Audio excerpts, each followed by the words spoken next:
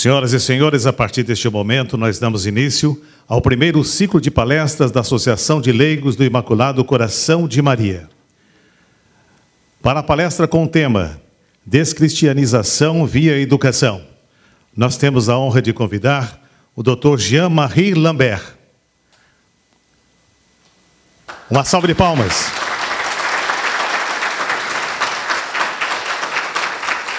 Eu gostaria, neste momento, de fazer um breve relato a respeito do Dr. Jean-Marie Lambert. Ele é graduado em Ciências Econômicas pela Universidade de Heidelberg, na Alemanha, e Direito pela Universidade Católica de Goiás. Pós-graduado com mestrado em Direito Internacional pela Universidade de Bruxelas, na Bélgica. Doutorado em Relações Internacionais pela Universidade de Liège, também na Bélgica. Ele é pós-doutorado em Ciências da Religião pela Pontifícia Universidade Católica PUC de Goiás. Mais uma vez eu peço uma salva de palmas ao Dr. Jean-Marie Lambert, a quem eu passo a palavra para que possa realizar, por gentileza, a sua palestra. Por favor. Boa noite, todo mundo. E muito obrigado pelo convite. É muita honra estar aqui com vocês. É muito prazer. Inclusive, eu já reencontrei 2 ou 3 namoradas que me acompanham em todas as palestras. Eu vi para lá, não é? Tem umas aí que não me soltam. É bom porque quando eu vejo elas, então eu já me sinto seguro. Não fico inseguro, né? Cadê? Não estou mais vendo elas agora, mas elas lá fora. Então, veja bem aqui. Se vocês me permitem, eu vou levar vocês para um passeio. Um passeio não apenas no espaço, mas no tempo também. Eu vou levar vocês para um passeio lá para a época da minha alfabetização lá na Bélgica. Então, eu sou de uma cidadezinha do interior da Bélgica, muito pequeninha. Mas é aquele cartão postal europeu, né? Quer dizer, tem um morro, uma colina, tem as ruínas de um castelo medieval, no topo do morro, e a cidade se constrói em torno do castelo, até usando, se você quer saber, as muralhas do castelo como sapata. Genial. Então, dá um visual, um efeito estético assim muito lindo. E é nessa cidade que eu fui alfabetizado. A gente chamava isso de escola primária naquela época. E eu fiz a escola primária na escola paroquial da cidade. Naquela época, então, se não tinha esse sistema de educação pública controlada pelo Estado, não é mesmo? Então, cada paróquia tinha a sua escola. E eis onde eu aprendi a ler, e a escrever, e a contar, e pronto. E aí não havia, porque como a cidade era muito pequena, então não havia escola secundária na cidade. Aí você tinha que ir para uma cidade vizinha, um pouco maior. E como não havia aquelas facilidades de transporte que você tem hoje em dia, então a gente dormia na escola, era um internato. A gente só voltava no fim de semana. Então era um internato católico. Então, como a escola paroquial também era católica, porque vocês estão num contexto católico na Bélgica. E naquele internato, a maior parte dos meus professores eram padres, inclusive, e nós recebíamos uma educação que já não existe mais. Então, era uma educação assim, eminentemente clássica. Você não podia imaginar uma coisa mais clássica.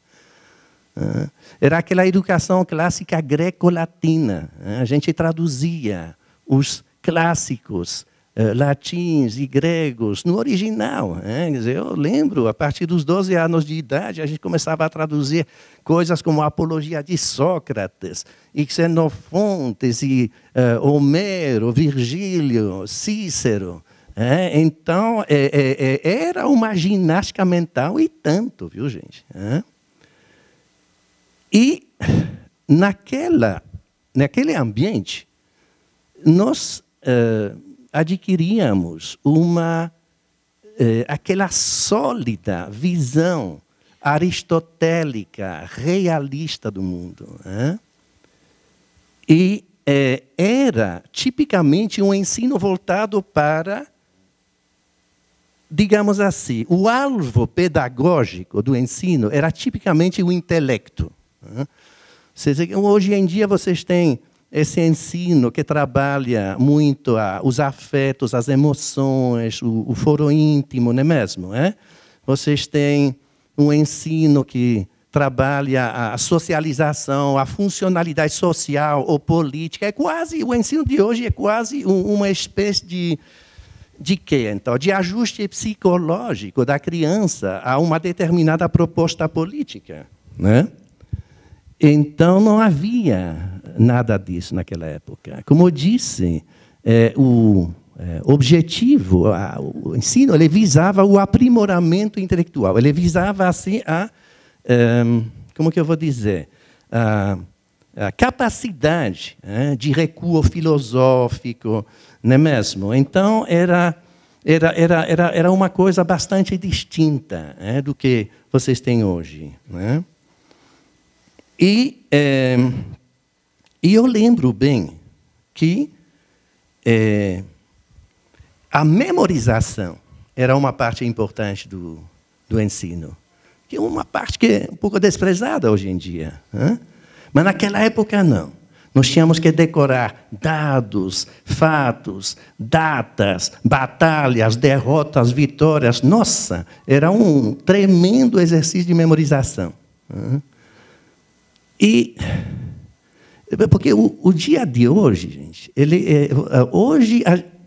eu penso que o momento atual ele parte da ideia errônea que pensar é fácil, mas não é. Não, basta ter lábia, basta ser descontraído, basta, como que eu vou dizer assim, falar com convicção, não é mesmo? Ser persuasivo e está bom. Mesmo se não tiver conteúdo, mesmo se não tiver base para falar. Mas naquela época, não. Nós tínhamos que assimilar uma base factual sólida antes de abrir a boca. A gente não podia sair... A gente vivia um pouco reprimido, inclusive. A gente não podia como se meter em conversa de adultos sem base e tudo, não é mesmo? Então, havia, vamos dizer assim, o ensino, o estudo era essencialmente um esforço cognitivo. Vocês estão entendendo? Eram matérias cognitivas. Então, hoje em dia, vocês têm muitos esses conteúdos atitudinais, que visam, então, induzir atitudes e comportamentos, não é mesmo? Não. Naquela época, não. Era conhecimento. Basicamente, era conhecimento. Então,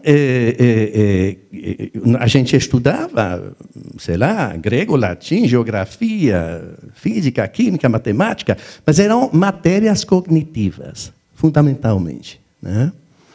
E o pior, gente, é que tudo aquilo se fazia não apenas com rigor intelectual, mas com disciplina. Havia muita disciplina nessas escolas. Muita. Partia da ideia que para estudar você tinha que ter um ambiente sereno, disciplinado. Não funcionava de outra forma. Contrariamente, de novo, ao momento atual. Quer dizer, nós éramos muito... Eu falo, nós éramos disciplina. Não, justamente, talvez eu não. Justamente, eu dei muito trabalho. Mas, em geral, os alunos andavam na linha. E hoje em dia vocês sabem isso. Esses métodos baseados no construtivismo, eles têm seu lado positivo. Não tem muita disciplina, mas tem seu lado positivo também, viu, gente? Porque são métodos que liberam a espontaneidade da criança, não é mesmo? Então, isso produz personalidades desenvoltas que têm vivacidade de raciocínio, elas têm toda essa capacidade reativa, não é mesmo? As crianças de hoje em dia são uma graça, sinceramente. Como eu disse, nós éramos muito mais reprimidos, a gente não abria a boca, não é mesmo?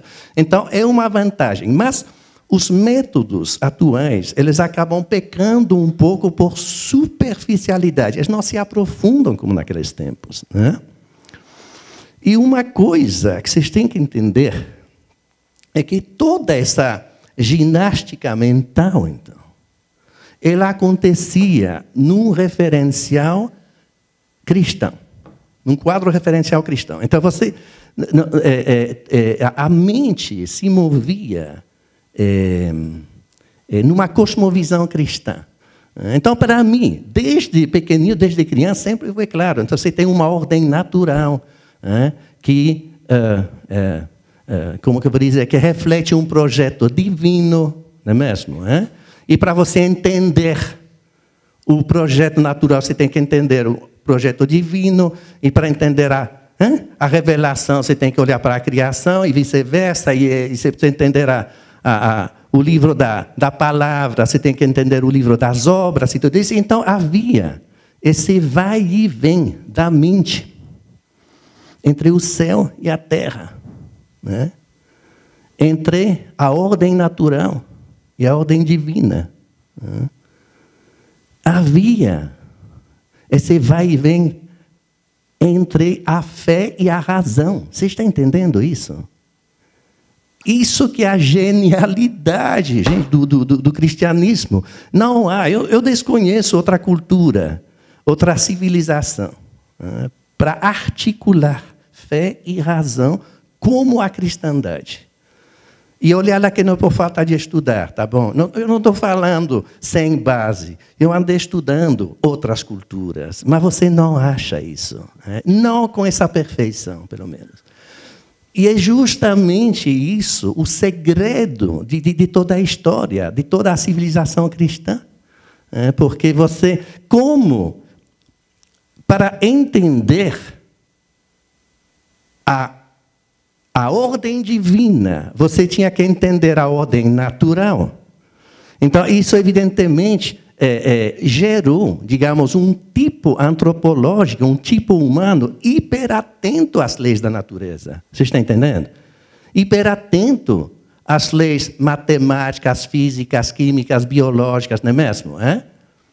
E não é à toa que a cristandade é que fez a maior revolução científica e tecnológica e filosófica da história universal. Estamos de acordo?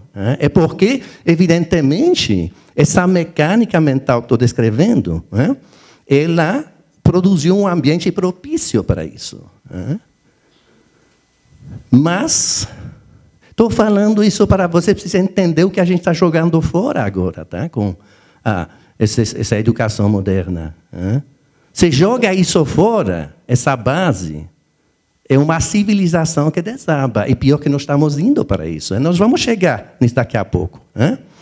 Então, o que nós temos que entender também é que aquela educação, ela meio que ela transcendia aquele lado prático, ou pragmático, utilitário da vida. Ela não se tratava apenas de adquirir habilidades ou capacidades ou, como que eu vou dizer, competência para uma interação social e profissional eficiente. Não, era muito mais do que isso. Havia uma clara dimensão espiritual no panorama educacional. Então, aprimorar o intelecto era para elevar a alma. Você está entendendo? Era outra coisa. Então, você tinha uma clara dimensão finalística de natureza religiosa naquele modelo. Então, era um modelo de educação assim tanto, do qual basicamente não sobrou nem fragmentos hoje em dia, não é mesmo? E aí, gente, no mês de julho do ano passado, aconteceu uma coisa assim muito linda.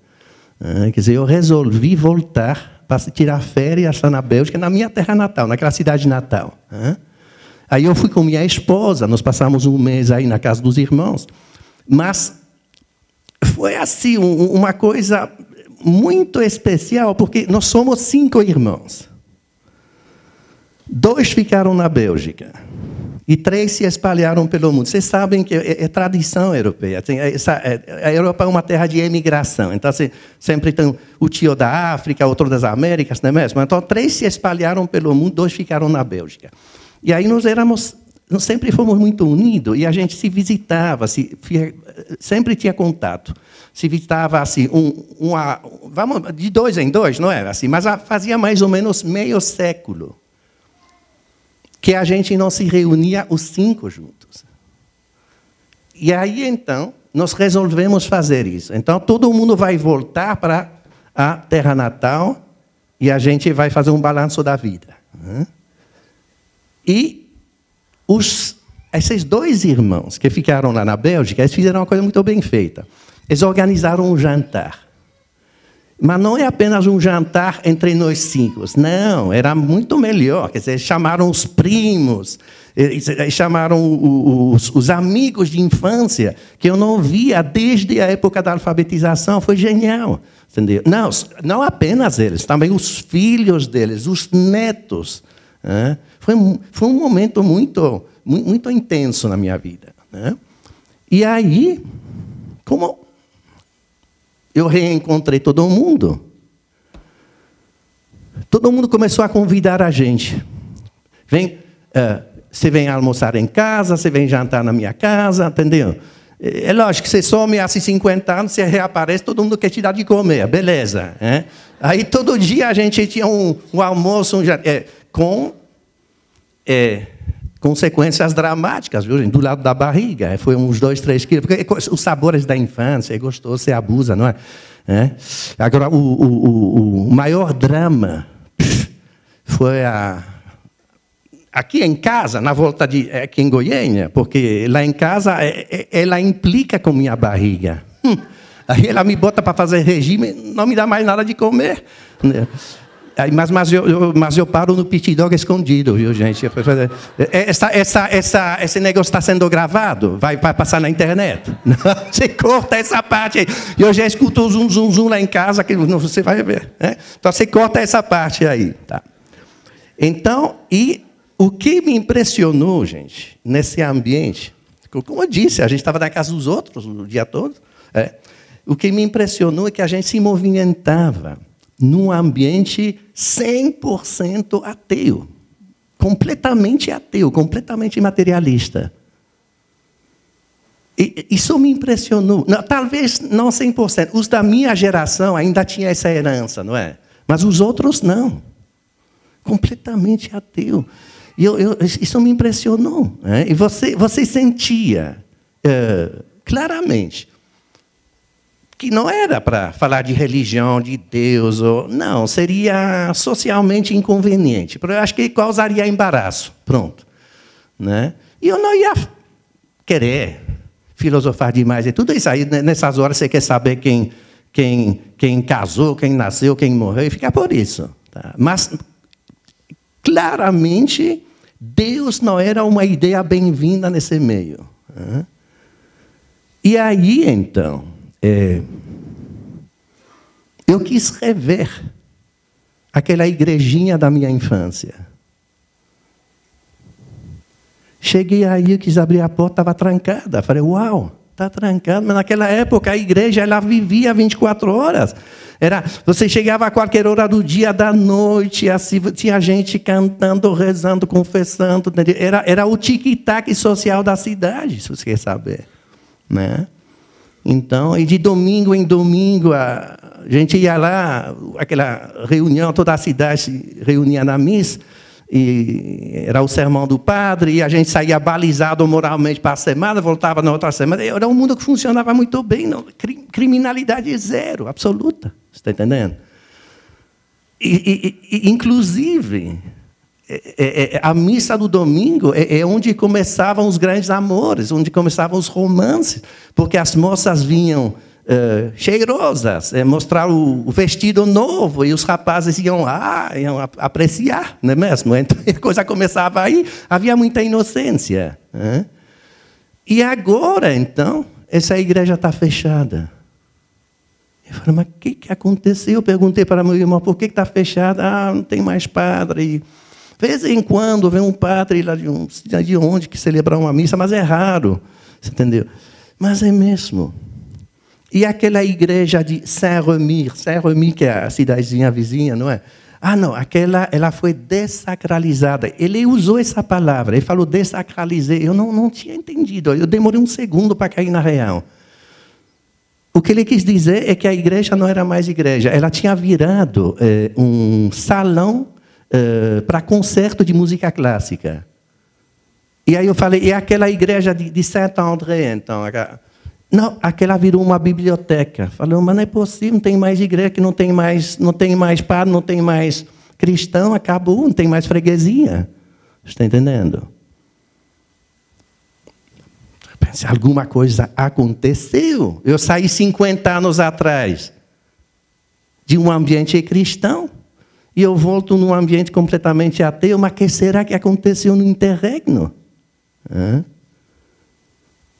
E aí, então, viu, gente? Inclusive, não é? Assim, não naquele meio que eu estava frequentando, que é gente simples, mas eu peguei, o que eu notei é que havia uma certa... Era um ateísmo agressivo, de certa forma.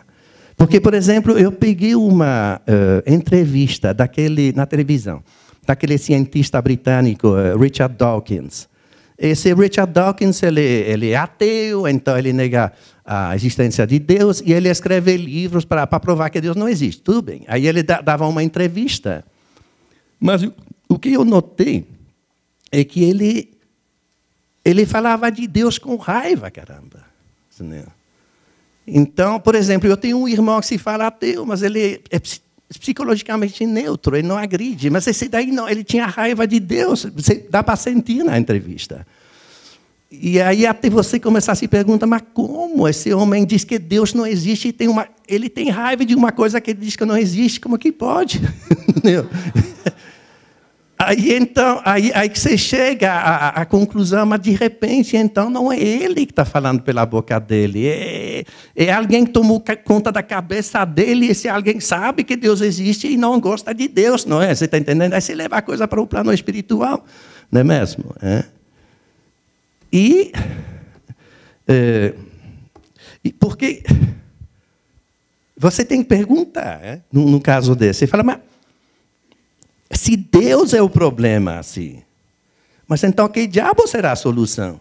Porque é lógico, você não vai cair, você não cai num vácuo espiritual. Você está entendendo? Não existe isso. Se você tira alguém da jogada, é porque outro alguém está metendo o pé na porta para entrar. É lógico isso, não é mesmo? E aí, eu peguei o carro do meu irmão, eu fui dar um passeio na região. É uma região linda, é ondulada, assim, ela de pomares, parece um presépio, né? Quer dizer, parece que está tudo no lugar, não é mesmo? A chamada Dahlem, depois eu te dou o nome aí, tá bom? É muito pequenininha, nem consta dos mapas, assim, tá? Então, e aí, então, são colinas, e tem uma que é mais elevada que as outras, e daí você avista um panorama de 5 cidadezinhas. Então, você tem um panorama de uns 30, 40 quilômetros, né, de raio, e tem 5 cidades que nós chamamos de village, em francês. E aí, eu lembro bem que, na minha infância, eu parava naquele morro e olhava para a paisagem, e a estrutura, a mais elevada, é o que dominava a cidade. Você tinha a igreja, e aí o campanário, que dominava o quadro, e as casinhas, então, em torno da igreja, olhando humildes, né, para o campanário, símbolo do poder de Roma durante 1000 anos de Idade Média, evidentemente, não é mesmo? E aí, então, eu estou olhando para aquela paisagem da minha infância e, de repente, dá um clique na minha cabeça. Não eram mais as torres das igrejas que dominavam o quadro. Agora, elas olhavam humildes para uma estrutura mais elevada, que são aquelas torres de retransmissão, de telecomunicação, de televisão e tudo isso. Fala, ai, ai, ai. Isso simboliza o que aconteceu nesses 50 anos. Você está entendendo? Os donos de alma são outros. E eles oficiam, você não precisa mais ir para a igreja. É na sua casa. Você levanta, se a televisão está ligada, blim, blim, cai uma mensagem no teu WhatsApp, não é mesmo? E a coisa vai. E você almoça com essa televisão, não é que te enche a cabeça de besteira, aí você vai dormir com a mesma televisão, com a novela de não sei das quantas, não é mesmo? E pronto. Então, gente, quem controla o sistema de telecomunicação via satélite, hoje em dia, ele controla a cabeça do mundo. Vocês estão entendendo? Ele literalmente coloca um aliado em cada cabeça do mundo. Você não escapa. Né? Então, você faz você a experiência. Chega em casa, hoje você pega mais de 200 canais distintos, você senta no sofá com aquele controle remoto, suponhamos, você pega o noticiário na França, na Alemanha, Portugal, Estados Unidos, México, onde você quiser, e você passa de um para outro. O que você vai notar? É tudo igual. Mas tudo é formidável. São as mesmas imagens, mesmo discurso, mesmo raciocínio, mesmo enlatado. Você está entendendo? Você não escapa. Esse sistema, ele espalha em tempo real. Pronto, fração de segundo. Ele faz a cabeça de um banqueiro de Wall Street, em Nova York, de um favelado lá da Rocinha, de um esquimó na Groenlândia. Pá, está feito, forma todo mundo no mesmo pensamento. Está entendendo? Você fala, mas eu não gosto desse velho careca. Clica uma loirinha, mas a loirinha fala a mesma coisa que o velho careca. É um pluralismo de coisas iguais. Até aquele casalzinho de locutores é padronizado, não é mesmo? Então, é por aí que passa o capeta. É isso daí, gente. E, às vezes, com resultados surpreendentes, porque, olha bem, naquela época, então, havia uma campanha eleitoral em curso, e havia um candidato local, e bem classificado, ia ganhar. E ele fazia a campanha em cima da temática da alimentação, como que fala em português? É bio em francês, da alimentação orgânica, beleza. Então, era isso, estava na moda. E a televisão só falava disso, e todo mundo falava disso. E você ia jantar na casa de alguém, ele te servia um tomate. Só faltava te dar a biografia do tomate. Então, você foi plantada em tal terra, tal temperatura, não sei o que, adubo. Etc. Não, era mais do que a biografia, era uma genealogia, te falava dos sementes. Bom, e a 100 quilômetros daí, em Bruxelas, rapaz, partidos islamistas ganhando as eleições, com proposta de instaurar a Sharia em Bruxelas, porque eles são marroquinos de segunda geração, então eles já são belgas, então eles concorrem às eleições, e eles ganham prefeitura, etc. Rapaz, para mim, você tinha que se preocupar com isso e não com o tomate. Mas, não, é porque o islamismo não está na televisão, o tomate está. Na realidade, o que está na cabeça não é o que está no mundo, é o que está na televisão. Está entendendo?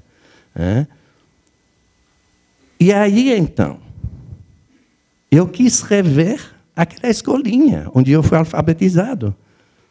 E aí piorou, porque a igreja estava trancada, a escolinha já não existia, eles tinham derrubado a escola. Mas, no lugar, eles tinham construído outra escola, mais funcional, mais bonita, mas não era mais uma escola paroquial. Era uma escola agora pública, controlada pelo Estado. Está entendendo? E os conteúdos curriculares tinham mudado. E também as metodologias pedagógicas. Eu me enterei disso perfeito, porque eu tenho uma sobrinha, justamente, que é professora nessa escola. Então, eu trocava ideias com ela. É uma mulher dos seus 45 anos, até nasceu depois de eu sair, e ela então, é professora aí. Aí eu conversava muito com ela. O que me impressionou, gente, que a conversa dela é exatamente a mesma. Se eu conversar com uma professora aqui em Goiânia, é o mesmo papo. Então, a mesma fraseologia, os mesmos clichês, entendeu? Como que eu vou dizer assim, a mesma postura cultural, diversidade, tolerância, inclusão, aquecimento global, e a coisa vai, entendeu? Então, você nota que tem um processo de quê, então? De homogeneização, de padronização da formação docente. Pronto. Todos os professores do mundo, então, eles passam pelo mesmo molde. Você fala com um professor da Bélgica, daqui a mesma... Se você falar com uma professora de 45 anos aqui, capaz que ela ainda vai ter uma certa independência de espírito em relação a esse tipo de lavagem cerebral. Você fala com uma de 30 anos, está feito. Não tem diferença, né? Então, na realidade, e olha lá, se tem uma padronização da formação docente, lógico, então, se tem uma padronização da cabeça da criança. Fim do circuito, ela vai receber a mesma mensagem. É tanto, gente, que se, por exemplo, eu tenho uma filha que foi estudando nos Estados Unidos anos atrás, acabou casando, tem 2 netos aí, e sempre, no mês de julho, eu vou, normalmente, lá, eu passo lá em Kansas City com eles. E se eu olho para um jovem americano, um adolescente, não é, brasileiro, são os mesmos. Calça jeans, tênis e camiseta, não é? E com o nariz no celular, pronto. Se eu vou para a Bélgica, eles são os mesmos também. 50 anos atrás, quando eu vim para o Brasil era exótico para um jovem europeu, era diferente, agora não, está entendendo? Então, vocês têm um fenômeno de padronização do pensamento, dos costumes, dos comportamentos, não é mesmo? Na realidade, nós estamos fabricando um cidadão universal, um cidadão Coca-Cola. Ele é igual na França, no Brasil, na Colômbia, igual. Mesmo semblante, mesmo conteúdo. Você está entendendo? É praticamente um fenômeno de clonagem cultural. É praticamente isso. E eu lembro com os perigos que isso comporta, porque eu lembro bem da primeira... Era uma ovelha que foi clonada. Acho que, Dolly significa boneca em inglês, não é? Acho que era na Escócia. Acho que uns 20 anos atrás. Então, eu lembro ter visto isso na televisão. Ela era... branquinha, rechonchuda, bonita, beleza. Mas você pega essa Dolly e você clona 1000 vezes. Você faz um rebanho de Dollys. Todas com a mesma bagagem genética, todas com as mesmas fraquezas, as mesmas defesas, não é? Pega uma doença que a matriz genética não tem defesa, então morre todo o rebanho na hora. Pois, gente, com a clonagem cultural é a mesma coisa. De repente, não sobra mais um, entendeu? Com a cabeça no lugar, capaz de fazer a crítica, capaz de abrir os olhos dos outros, e aí pronto. É um mergulho de olho fechado, assim, generalizado na catástrofe. Está entendendo? Tá. Escuta bem o que eu vou falar para vocês. Vocês podem não me acreditar, mas depois, então, eu vou dar as referências para vocês estudarem e vocês vão acreditar. Nós, aqui no Brasil, nós estamos indo exatamente aonde eles estão. Tá? E vai demorar um pouco mais, uns 20, 30 anos, sei lá, porque ele já faz mais tempo que eles estão nessa caminhada rumo à descristianização. Nós estamos só entrando nessa agora. Mas, se você vê os programas escolares, não é? A mecânica educacional que nós estamos colocando em marcha agora é o que eles fizeram 50 anos atrás. Então, as mesmas causas irão produzir os mesmos efeitos. É uma questão de tempo. Está entendendo? O Brasil, gente, é como muitos países pelo mundo afora. O Brasil está vivendo tempos de colonização cultural. Está entendendo isso? Talvez eu deveria dizer assim, para ser mais preciso. O Brasil está vivendo tempos de colonização educacional. Nós estamos importando conceitos pedagógicos e quadros ideológicos incubados nas universidades norte-americanas para propagação periférica, via organismos internacionais. Toda essa cultura, ela nasce na esfera universitária norte-americana e ela é projetada para o plano da ONU, pelos políticos de Washington, pela força política dos americanos, pelo controle que eles exercem sobre esse aparato institucional internacional, está entendendo? E a partir da ONU, e especificamente da Unesco, que é o braço da ONU para a educação, isso é irradiado pelo mundo afora e enfiado goela abaixo dos sistemas educacionais do mundo. Não se está entendendo? Ironicamente, com a cumplicidade ativa de vertentes de esquerda historicamente radicadas no discurso anti-imperialista. Então, são eles agora que se fazem receptáculos até fervorosos dessas ideologias, não é mesmo? E da regra imperial. Então, eles que sempre denunciam o imperialismo americano, não é? Eles é que estão importando isso, né? Então, vocês têm que entender que é coisa... Desculpa, diversidade sexual, gayismo, feminismo, aquecimento global e tudo aquilo, todas aquelas fantasias que compõem esse... Peraí. Desculpa, gente. Todas aquelas fantasias que compõem aquele imaginário globalista. Gente, nada disso emana do Brasil profundo. É lógico, tudo isso são invenções alienígenas que estão agora atropelando o ambiente de casa com a ajuda de forças políticas e financeiras de fora, porque é o dinheiro que carrega as ideias pelo mundo. Isso vem de carona com o dólar, evidentemente. Está entendendo? Então, e olha lá, gente, é sempre de lá para cá, nunca de cá para lá. Eu desafio qualquer um de me mostrar um conceito desse, um só, que tenha tomado corpo no Brasil para projeção internacional. Não existe. É tudo fabricado lá fora e vem para cá. Então, não é uma interação, é uma transmissão, pura e simples.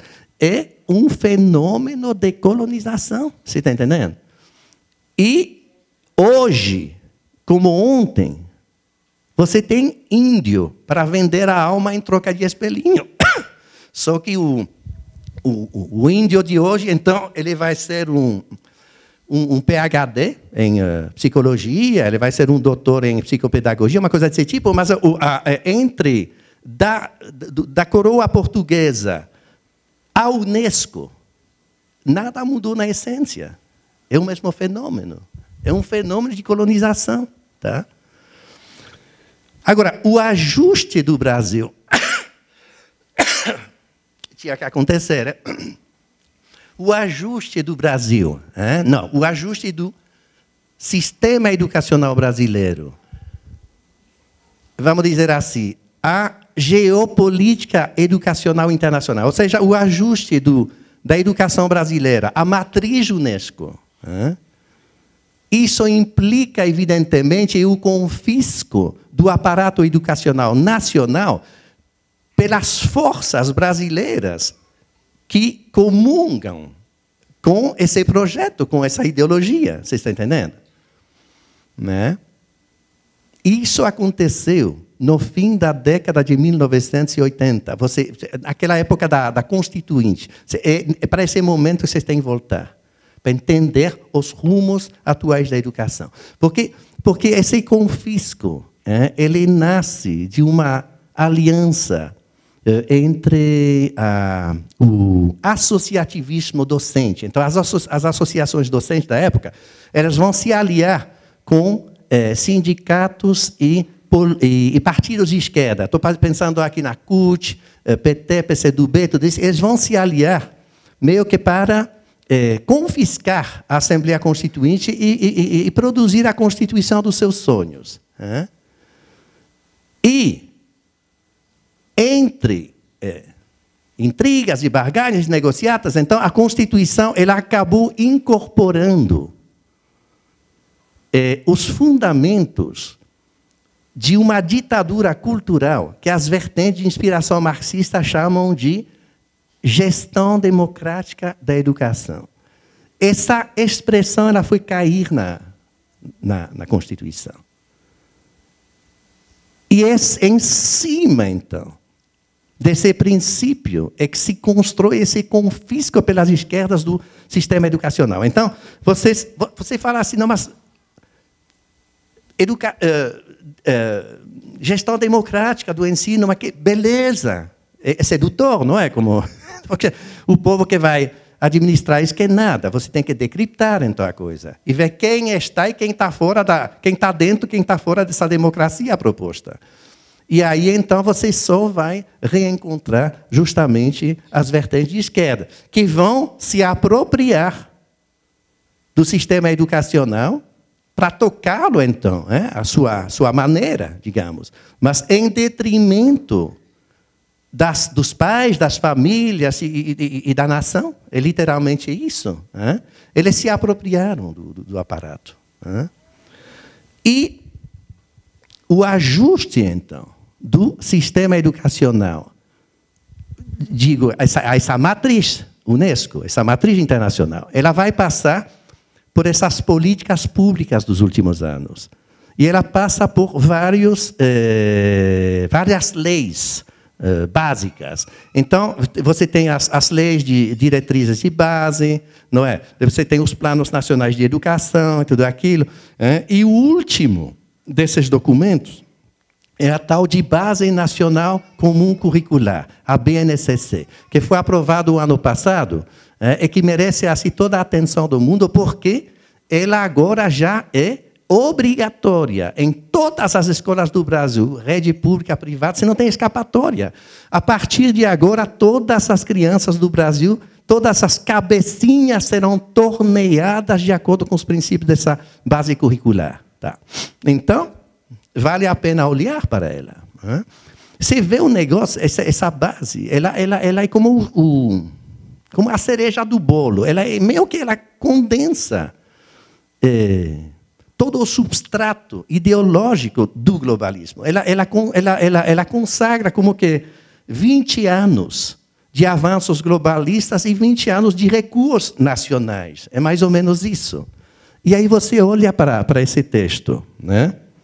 E você, o que você nota, primeiro, é que, lógico, então, isso é completamente incompatível com aquela educação clássica a qual eu me referi no início da minha palestra. Mas isso seria o de menos. O problema é que ela colide também, frontalmente com o cristianismo. Aí que começa a história. Essa base, gente, essa base curricular, ela rejeita não apenas a visão aristotélica da qual eu estava me referindo, não.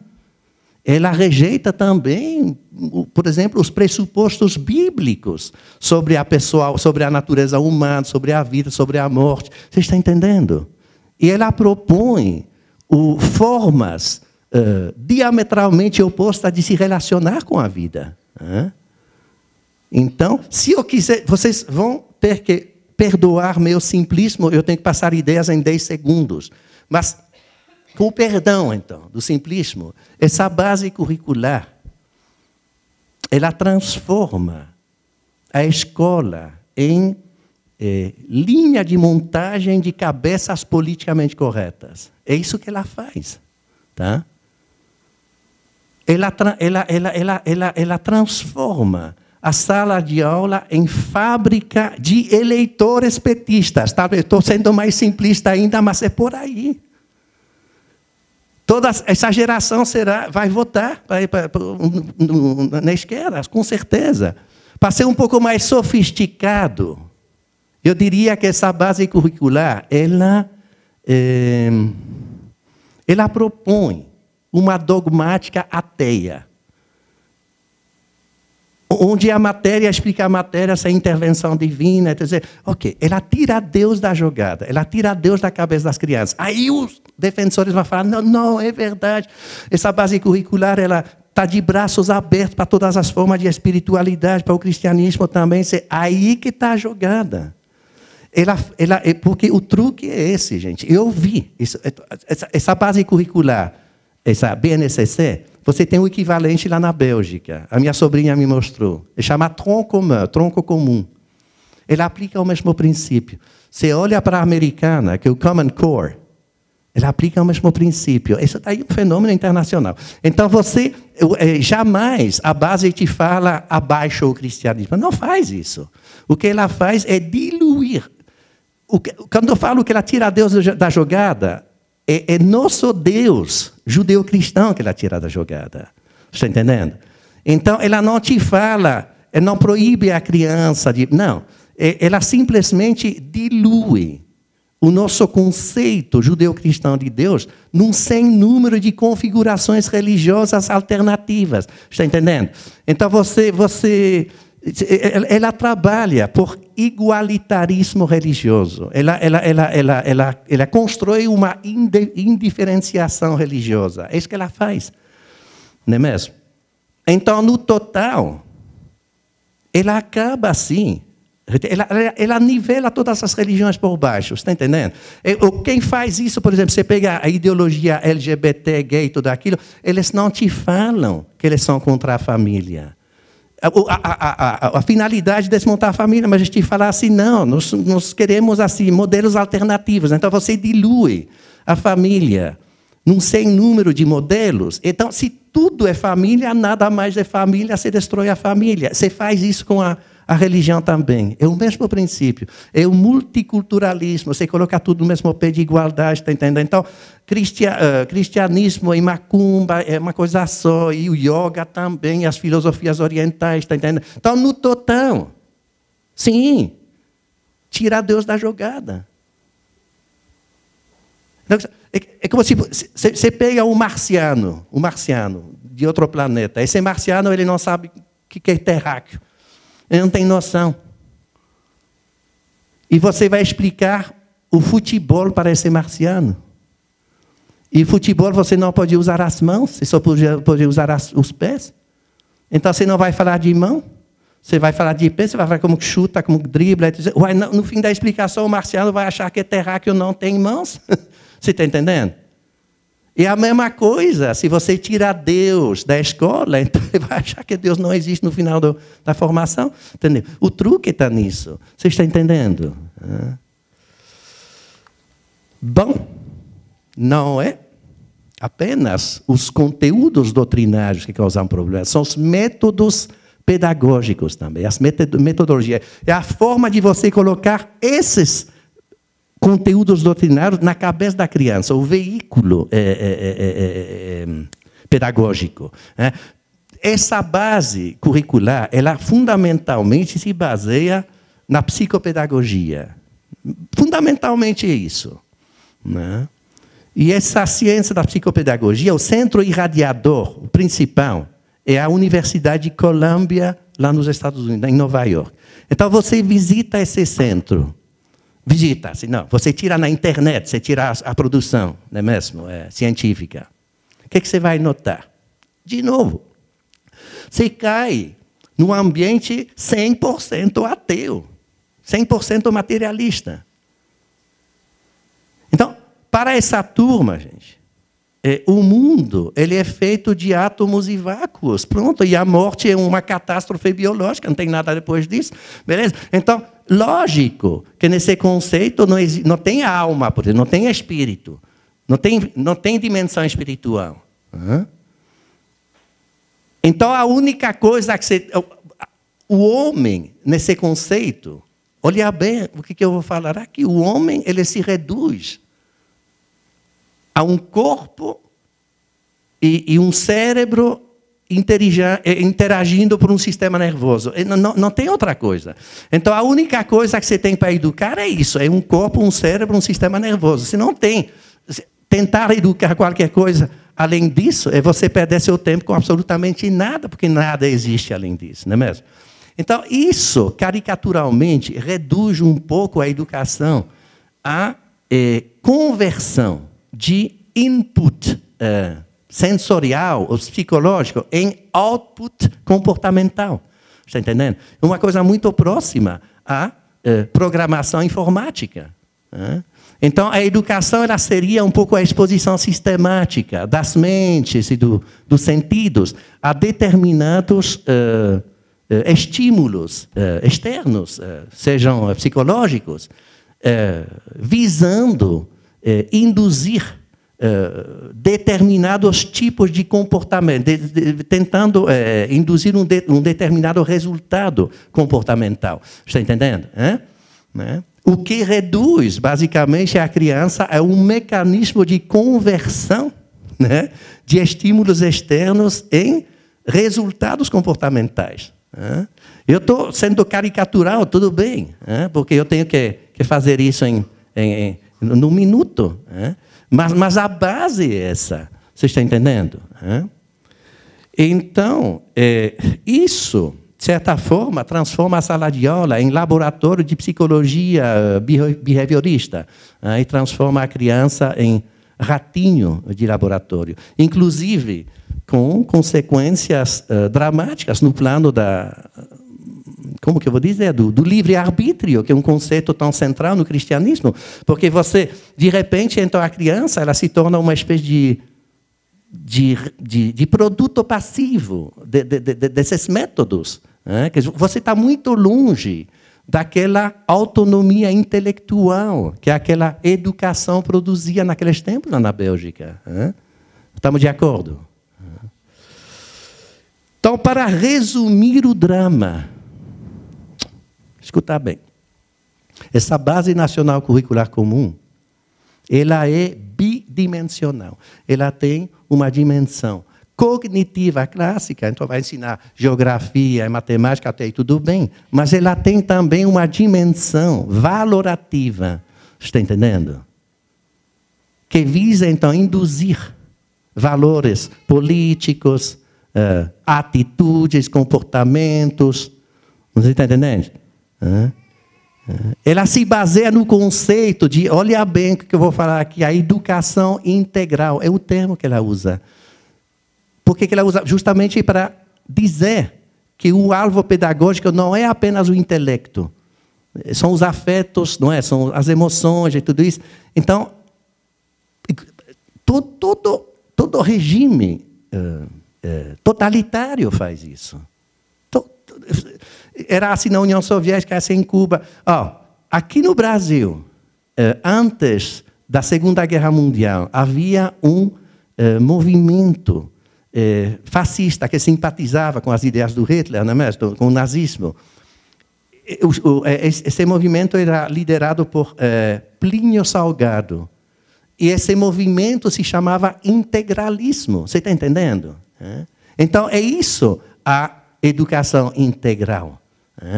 Se trata, na realidade, não apenas de transmitir conhecimento, de trabalhar o intelecto, se trata de criar um homem novo, se trata de criar um modelo antropológico novo. Você está entendendo? E se você vai construir um homem novo, você tem que desconstruir o homem antigo. Esse que é o problema. E para desconstruir o homem antigo, você tem que neutralizar as forças que formatavam o homem antigo. E a começar pela família, A religião também, mas a família primeiro, porque os primeiros anos da vida é que marcam a personalidade para sempre. Então, peixe reproduz peixinho. E a forma de você quebrar o ciclo é frear influência de pai sobre filho. Você está entendendo? Então, você tem isso daí, reduzir o contato, o tempo de contato, a influência da família sobre o aluno, é obsessão da Unesco. Desde os primeiros documentos fundacionais, você vai para 1945, nas conferências, naquelas grandes conferências diplomáticas do pós-guerra, onde se negocia a criação da Unesco. E você lê as pautas, as atas das reuniões, você lê os documentos constitutivos da coisa, a família é um pesadelo. Porque a criança, eu não estou inventando, vocês podem checar isso, está bem documentado. Porque a criança, ela já chega viciada de casa. Ela já chega cheia de preconceitos e tudo aquilo. E aí dá um trabalhão para você desconstruir tudo isso. Então, quanto menos contato com a família, melhor, segundo essa. É por isso que você tem essa política de sempre tentar aumentar o tempo de obrigatoriedade escolar. Então, era a partir dos 6 anos, 5, 4, 3. Aí, no outro lado, então, era até 14, depois 15, 16, e a coisa vai. Você está entendendo? Então, veja bem, gente. O problema está nisso. Antigamente, a escola, ela ensinava a ler, a escrever, a contar. Estava bem. Não é mesmo? Mas saber se convém frequentar a parada gay ou uma igreja evangélica, por exemplo, isso era assunto para se resolver em casa, na ternura do jantar em família. O problema é que essa base curricular, gente, ela senta um professor esquerdista na mesa de jantar para dar pitaco na orientação do pai. É isso que ela faz. Está entendendo? Então, ela usurpa a função do pai na educação. Ela substitui a família pelo Estado no papel de educar. E quando você abre os olhos, quem educa seu filho é o Jean Willis, ou é a Maria do Rosário. Aí lascou. Está entendendo? É para isso que nós estamos caminhando. Percebe? Então, no total, gente, essa guerra escolar, ela transcende em muitos limites do Brasil. A sala de aula é apenas um átomo ínfimo num sistema maior. E o professor, se você quer saber, ele é inocente e útil de uma intenção geopolítica que ele desconhece. Ele não está sabendo. Eu escuto o professor falar, mas eu não faço doutrinar, não é comigo, não, os meus colegas não fazem isso. É porque eles não sabem. Eles fazem parte de uma máquina objetiva de doutrinação. Aquilo que vem de fora são doutrinas. Você está entendendo? É isso que ele bota na cabeça da criança. Então, isso é das conferências internacionais, das fundações filantrópicas que bancam tudo isso. Agora, que no Brasil, então, vocês têm a Fundação Lehman, que está tomando conta da educação, não é mesmo? Então, isso vem para as universidades, das universidades para a cabeça do professor, da cabeça do professor para a cabeça da criança, entendeu? E pronto. E esse sistema, eu te juro que ele não tem muito tempo de falar com vocês aqui em Goiânia ou com ninguém em Juazeiro, não fala com o Brasil, ele está falando com os organismos internacionais. Tem pouco tempo, essa turma, para indagar o que vocês pensam na realidade. Né? E aí, gente, vocês vão me perguntar, e eu estou chegando no fim, porque senão a nossa convidada de São Paulo, não é? Eu estou tomando o tempo dela, mas você me dá mais 10 minutos, 5 minutos. Tá? Então, veja bem aqui, gente, vocês vão me perguntar, mas por quê? Essa insistência, essa obsessão em formatar um cidadão universal, em fabricar esse cidadão Coca-Cola igual no mundo todo. Por que insistir em produzir esse pensamento único, não é mesmo? Como que eu vou dizer assim? Um afeto único, uma percepção única do mundo e tudo aquilo. Gente, a explicação é simples. É porque existe um projeto de governança global. É isso o segredo. A ONU, ela é um projeto de governança global. Então, se você propõe um modelo único, um modelo político único, você propõe um conceito único de democracia para o mundo todo, você tem que homogeneizar as aspirações, você está entendendo? Os gostos. Senão, a diversidade sexual, não, cultural. Por exemplo, se uma parte do mundo continua pensando de forma autônoma, ela vai andar na contramão da proposta, ela vai atrapalhar. Você tem que unificar tudo isso. Isso é o Fordismo aplicado à política. Então, se você produz 1 milhão de carros iguais, você tem que fabricar, você tem que produzir também, através de marketing, tudo isso, você tem que produzir 1 milhão de consumidores iguais que vão querer comprar teu carro igual. Tá. Se você propõe um modelo de poder único para o mundo todo, você tem que fabricar bilhões de eleitores iguais, entendeu? Com as mesmas aspirações. Estamos de acordo? Então, é exatamente isso que está acontecendo agora, através dessa educação Unesco. Então, terminando, gente, eu sei que essa guerra ela é espiritual, antes de mais nada. Então, vocês vão ter que vencer isso com muita oração. É mais oração do que estudo, mas presta atenção. Você tem também uma batalha intelectual para vencer. Se você não vencer essa batalha intelectual, você não vence a guerra espiritual. Não tem jeito, não. Nós temos uma batalha das ideias para vencer. Está entendendo? Então, vocês vão ter que estudar. Esse que é o problema. Que tá. E você, cristão, hein? Você tem uma responsabilidade nas costas que você nem imagina. Porque, escuta bem, cristão, se você não fizer o que tem que ser feito, ninguém vai fazer, porque não há outro alguém para fazê-lo. É só você. Está entendendo? Então, vocês vão ter que estudar isso com seriedade. Se você não entender o fenômeno, você não sabe ir atrás do remédio. Não tem jeito. Você tem que entender a doença para você ir atrás do remédio certo. Né? E eu tentei, viu, gente, introduzir esse tipo de reflexão na universidade. Sinceramente, a Ailton é um caso de polícia, tá? Você tem que colocar seus óculos pretos aí para assustar a turma, porque não, é formidável. Gente, é uma nova religião. Então, a universidade, ela, lógico, não é plural, quer dizer, besteira.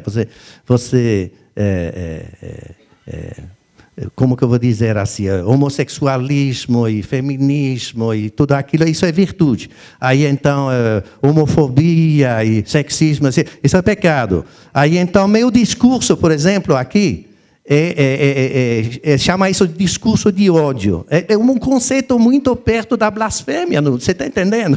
É uma religião, estou te falando. E aí você não consegue colocar uma ideia distinta. Eu tentei na PUC, tá? Não. É gay que fala o que você pode falar, é lésbica que fala o que você pode ensinar, entendeu? É travesti que fala o que... Não, pelo amor de Deus. Então, foi uma luta de 1 ano, deu certo? Não. Mas eu poderia ter tentado em qualquer universidade do país, tá? Era o mesmo resultado. Tá? Aí, o que eu fiz? É nesse ponto que eu queria chegar. Aí que vocês vão ter que estudar. Eu coloquei o curso na internet. Você tem uma universidade paralela. Você dribla o sistema. É um curso de umas 50 horas. Então, são 52 vídeos. Assim, ó, o curso é completo, você tem a bibliografia, você tem tudo. É uma coisa construída nas regras da arte acadêmica. Então, realmente assim, é uma ferramenta completa de estudo. Eu demorei uns 2 anos para fazer isso, mas você vai poder pegar a coisa, é uma apresentação sistêmica, vai de A até Z, você não vai ter que correr atrás de centenas de fontes esparsas, como eu tive que fazer, já está tudo sintetizado, não é mesmo? Vai te dar um pouco de trabalho. Mas eu me dei o trabalho de fazer tudo isso, vai se dar o trabalho de estudar agora. Vocês vão chegar em casa, então. Aí, quem estiver interessado, olha bem, vocês vão inclusive, o curso, ele se baseia num livro. Então, nós publicamos o livro, não é? E o curso segue o livro, mas você não precisa ler o livro, não. O curso já está completo. Então, o título é Educação Unesco. Educação Unesco. 2 pontos. Educação Unesco, 2 pontos. A clonagem das mentes. A clonagem das mentes. Educação Unesco, 2 pontos. A clonagem das mentes. Então, chegam em casa e vamos começar a estudar. Vocês juram? Mas tem que jurar bem jurado. É justamente falando lá na Bélgica, quando eu era criança, a gente tinha que falar assim. Deixa eu ver. Deixa eu ver aqui. Cruz de fogo, cruz de ferro. Quem mente vai para o inferno. Aí está jurado, esse juramento cola. Eu quero ver todo mundo cuspir. Tá bom. Ok. Então, veja bem, gente. Aí, então, vocês vão fazer esse curso. E você sabe o que você vai fazer? Você não vai ficar com isso para você. Você vai ter que espalhar isso. Cristão está perdendo a guerra porque está calado. Essas minorias, tudo isso está barulhento demais. Tudo isso você tem que falar. Não tem como. Entendeu? Vocês têm que falar muito. Senão vocês vão cair na panela com aquele papagaio. Que o rapaz, ele comprou um papagaio para a mãe. E ele foi na loja, e tinha um papagaio muito mais caro que os outros. Ele custava 100 mil reais. Falei, por que esse papagaio é tão caro? Mas esse tipo de papagaio, ele faz tudo. Ele canta, ele dança, dá cambalhota, ele fala. Falei, não, então esse daí que eu quero. Aí ele deu o papagaio de presente para a mãe. Aí no domingo subsequente, ele chegou e falou, ai, mamãe, você gostou do papagaio? Nossa, meu filho, mas que delícia! Nós comemos ele com arroz à grega. E eu falei, uau! Mas não era para comer o papagaio, esse papagaio é muito caro. Eu falei, mas por que é tão caro? Não, porque ele dança da cambalhota, ele fala. Uai, meu filho, ele podia ter falado alguma coisa, então. Beleza. É isso, gente. Entendeu? Vocês têm que falar, tem que fazer muito barulho. Então, vocês vão falar. E vocês vão avisar. Falar assim, vocês vão espalhar tudo aquilo. Eu não sei explicar, viu, gente? Numa palestra de 1 hora, eu só sei evocar o problema. Porque você vai no curso, então você vai começar a entender toda essa mecânica. E vocês vão avisar, explicar para os vizinhos, para os outros e tudo isso, não é? E nas próximas eleições, o eleitor ele vai avisar a Unesco que as crianças do Brasil têm pais. Não precisa deles, não. E não vamos avisar aonde? É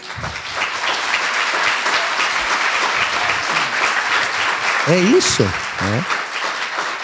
E vão avisar a ONU que o Brasil já tem dono, porque não se deram conta até agora. Tá certo? Agradeço, então.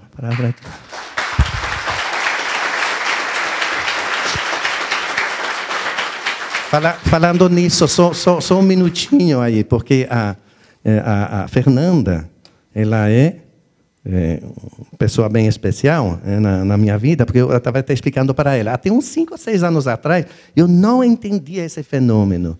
Isso me incomodava, assim, me atropelava meus valores, tudo isso, mas eu não tinha, eu não sabia de onde vinha tudo isso.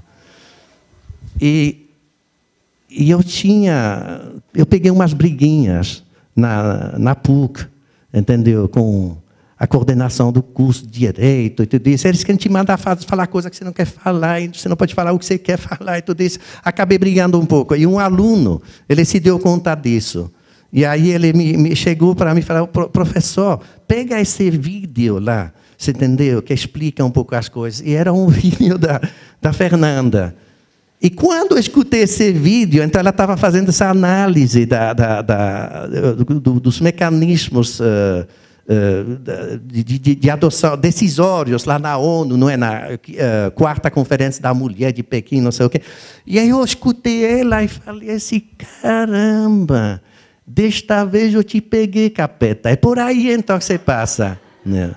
E nunca mais, desde aquele dia, nunca mais eu larguei esse estudo e pronto. E não é apenas eu falei para ela, né? Fez um filho intelectual aqui, não é mesmo? Às vezes, no trabalho intelectual, como que eu vou dizer assim? Às vezes o filho nasce antes da mãe, não é? É o caso.